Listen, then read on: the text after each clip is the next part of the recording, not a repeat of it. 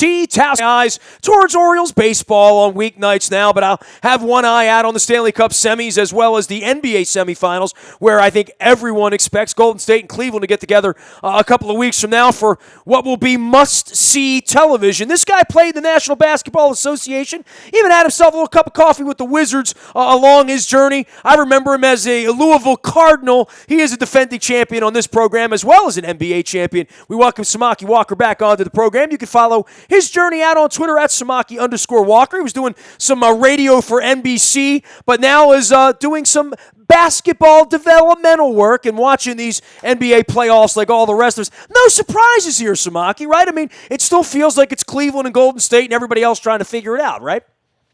Well, it definitely looks that way. We're hoping that one of these, Boston or the Wizards, would be able to give Cleveland, now we know it's obviously Boston, will give them a run, but doesn't look like nobody's going to stop Cleveland. Seems like they're gelling at the right time, towards the end of the season. And it looks like they're trying to play a little bit of defense, which was my concern, towards the end of the season. Could they really stop anybody? We knew they had the offensive power to be dominant, but it looks like they're beginning to figure out, understanding coverages, preparing themselves for a matchup with Golden State. Well, in football, there's only 16 games. Everybody lays it on the line every week. I think, in baseball, a lot of times, and it turns out to be about bullpens and short series. The NBA is like chalk, though, right? I mean, the best teams usually win. They usually win a lot. They're usually there at the end. It's very hard to pick a bracket in the NBA playoffs and say, I like a 7 seed or an 8 seed. And in hockey, it happens all the time. The cream rises, but I don't know that the regular season is indicative of what you're going to see. Certainly in the case of Cleveland, there were long stretches of time. I mean, they're not even the number 1 seed. They have to go on the road to play the first game in this series. We'll see whether that matters or not. But they have been the epitome of a modern team that says on the nights when they want to play, you don't want to see them. No, absolutely. And going back to your point, during the regular season, it's definitely not indicative. It's more like, it's not like college, in the playoffs. The best team usually wins because you have to beat them, 4 times. It's that simple. And that's hard to do, when you're considering elite teams like Cleveland and Golden State or even San Antonio. But, in the regular season, you got a guy like LeBron James who's not a young guy anymore. So he's based off, his future is really based on championships. So with him, he understands the game now. He understands that in order for the team to be a well-oiled machine, they have to go through an evolution. So I don't think that he's in the career mode in which it's about, personal accolades and things of that nature. He's pretty much accomplished those things. So now it's about pacing himself, for the ultimate goal, and that's championships. Do you think fans understand that, especially when they're buying a ticket? I mean, let's say you want to take one of your lads to, downtown L.A., and he decides to take the Clippers game off because, that was the wrong Wednesday night and the wrong month of the year. As a fan, I really identify with that, but then I say, well, if it's about championships, and that selfishly, if that's where it's at, then whatever that guy needs to be that guy on June 5th, not on February 5th, I understand it, but it's certainly something that the league's going to have to talk about. Coaches, owners, television, the commissioner, how much money's at stake here, and what it says to the fans when guys are coasting during the regular season. I 100% agree. They have to find a fine balance. But here's a testament to how powerful the media has been.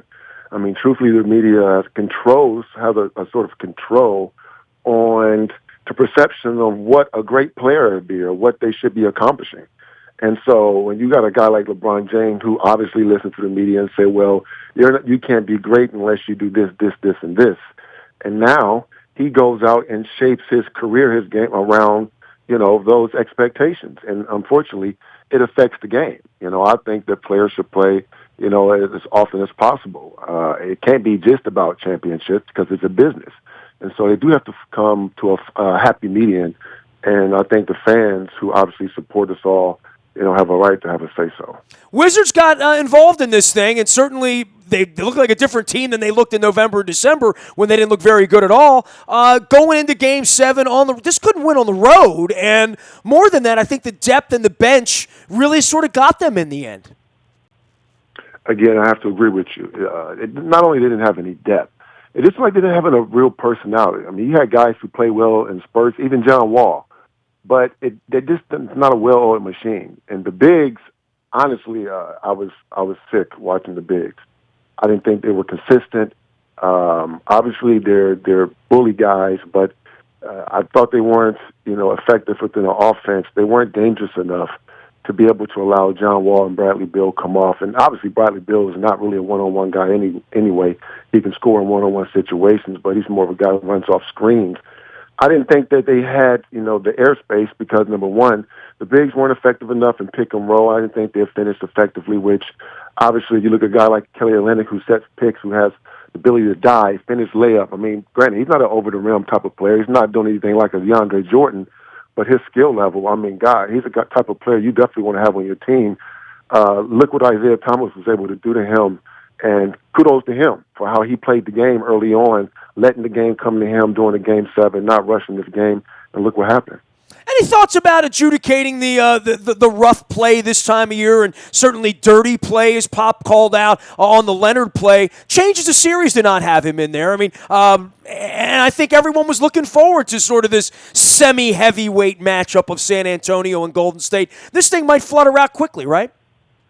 I know I was looking out for that matchup. I mean, this was an intriguing matchup. I obviously seen what they did the first time they played Golden State when they blew out Golden State, and it gave us a glimpse to what Pop might have as a scheme, and during the playoffs. And so, obviously, Golden State didn't play, the bigs, their big three, obviously during San Antonio. So, this was a matchup I was willing to wait, and I was salivating for.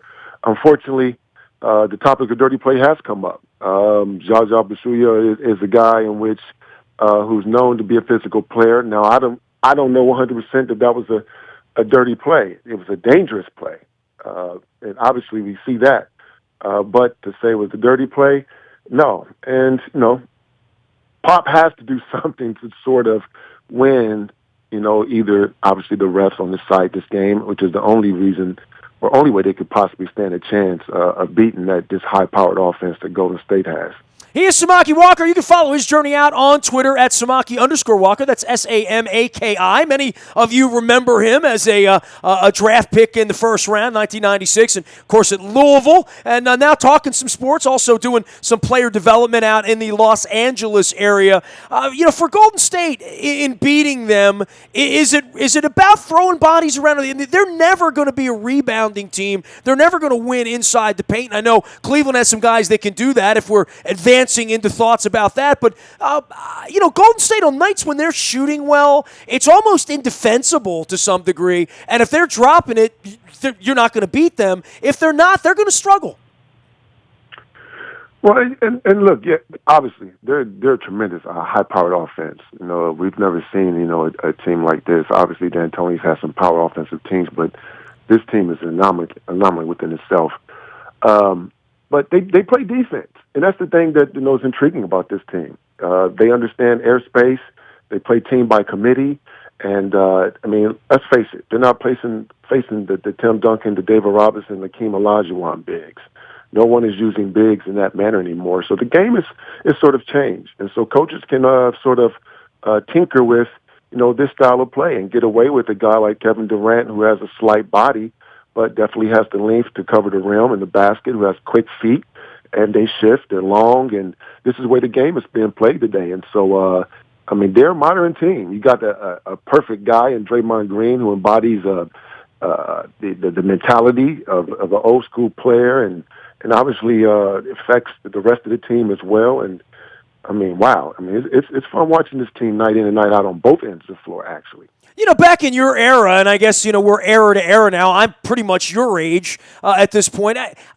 In the modern era, the thing that astounds me about the NBA is how good shooters are. And, that they move. Look, I remember when there was no three-point line, right? So, that's how old I go back. And the fact that they put a three-point line out there, I thought, who could ever make shots from out there consistently? Well, 30 years later, we've developed the modern era player that, it's 50 feet and in at this point, and guys can shoot kind of like I remember the Harlem Globetrotters being able to shoot. When I see Curry doing it, and I watched him, I was out in the Bay Area about 6 months ago, and I got to sit on the floor and watch his warm-up from about 5 feet away. It's otherworldly how good a shooter these guys are. It's unbelievable. And going back to, your point, I mean, it was even considered a bad shot. I mean, guys wouldn't dare to take a shot out there. I mean, the coach would in a heartbeat. And it was actually undisciplined. I mean, but now, it would have taught me that, there really aren't bad shots. It's just bad practice. And the muscle memory that these guys have and what they've been able to do in the gym, taking basketball to another level, definitely opened the floor out. Guys, like you said, Steph Curry, Damian Lillard, who's an assassin. It's amazing. And it's allowed the smaller player to be able to really strive, in today's game. Well, the other part of it is from defending it. If a guy's going to take a 35-footer, let him shoot it, right? I mean, there was part of that of we don't have to defend out here. Golden State's changed that forever, probably. Absolutely. And it's putting pressure on the bigs that can't move their feet. And so you got a guy like Steph Curry, you literally have to guard him from 35 feet away, which now you're in his world. And we've seen him, put on an array of dance moves and things of that nature, being able to finish off of the dribble. And the way he shoots, I mean, he's an anomaly. He's a phenomenal player that has unique ability to be able to catch and shoot. You can run him off screens. He has an ability to shoot not only off the dribble, but at a quick pace and a high accuracy. So, he's a different type of player. You have Kevin Durant, who's an anomaly at 6'11", but Steph Curry is just as much as an anomaly because of his style and his ability to shoot off the dribble. So they didn't win last year. They go and get Durant, the best player in the market. They didn't win 80 games like they did last year, but they are dispatching, of all these teams. They haven't lost yet. It looks like it's going to be an easier run for them with the Spurs this week, and we'll see. Who do you like in this Golden State-Cleveland finale, if indeed it gets there, Samaki? This is going to be interesting. Again, you're going against last year. It was always about the best team and going against the best player.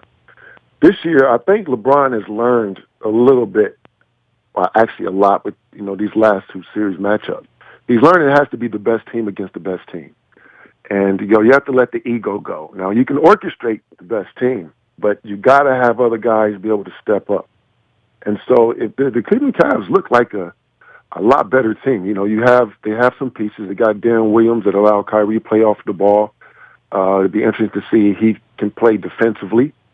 You're talking about a rested Cavaliers team who now can put forth the energy defensively, which they're going to need. But at the same time, wow. I mean, it's hard to go against the Golden State. They have every reason to win. Kevin Durant, he comes with a new attitude as far as his approach. Everybody's waiting to see what he's going to do against LeBron James as well as I.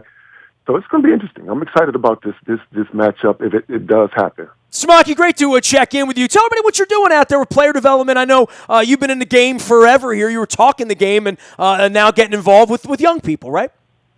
Absolutely, man. I love basketball. It's a game that took me around the world. It's given me a platform. And so I've sort of taken a notch, and I wanted to stay around the game. I started my own player development business about 5 years ago, and I train adults as well as kids. I've had clients such as Jamie Foxx and